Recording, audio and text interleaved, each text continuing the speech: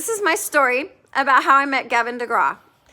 I was living downtown Portland, and my oldest daughter, Melody, was 3.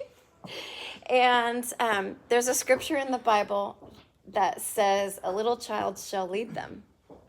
Have you heard that scripture? Have you heard of that scripture before? A little child shall lead them. So I took this scripture extremely seriously as a mom. And most days, my very best days, I let my children completely rule my life. I really do. I let them boss me around. They tell me where to go and what to do, what to eat, everything. And it's just more fun that way. We like to play that way. So I was pregnant with my firstborn son, Brogan. And I was so sick of my pregnancy with him, I lost 20 pounds my first 4 months. Whoa. I did not have morning sickness. I had morning, noon, and night sickness with that boy. Wow. And little Melody, wanted to go for a walk in the neighborhood. And we lived downtown Portland on Northwest 23rd Street. Are you familiar with Portland at all? No, not at all. Okay, so Portland's Northwest 23rd Street is like the cool place, like the cool hangout. Like there's this music shop they used to have up there called the Music Millennium.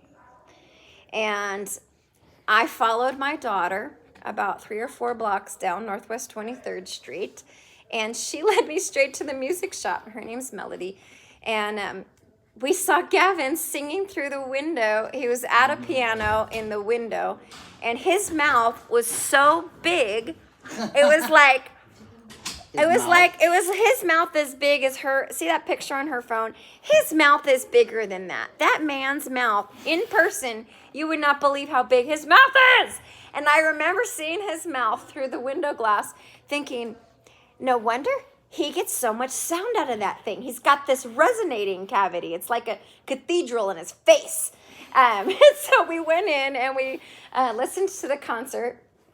And after they had the concert in the music store because he had just released Chariot.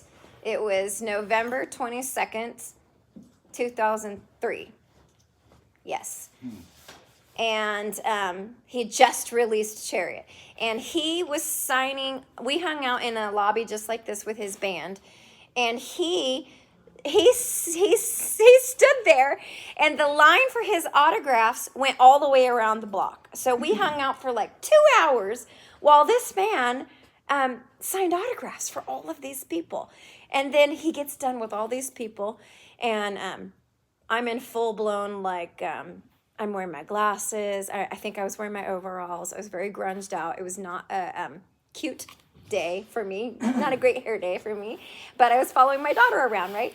And so he comes over to us, and he has a picture of himself that he wanted to sign for Melody. He'd watched her interact with his band, and he wanted to give her this picture. And so I'm holding my daughter in my arms, and he's got this picture, and he wants Melody to tell him what her name is. And she's 3. She doesn't know how to spell her name, right? So Gavin DeGraw waits for Melody to say, for me to say M, for Melody to say M, and then he wrote M. And then for me to say E, and for her to say E, and he wrote E. He waited for me to say L, for her to say L, O, D, D, Y, Y. The patience of this man as he waited letter by letter to write this autograph for my daughter was one of the most impactful interactions I had with another artist early on in my career. To always treat the last person in line just like the first person in line, right? Yeah. Like he had just as much energy for my daughter, Melody, as he did for that first person in line 2 hours earlier. I watched him sign hundreds of autographs and come up to Melody with as much energy as if she was the only one there. And it really changed me. It really humbled me. At the time, I was playing at the Portland Coffee House every Friday night. I had a weekly gig, and I had fans and stuff, people I was interacting with on a regular basis, and it really impacted me. when I met Gavin DeGraw.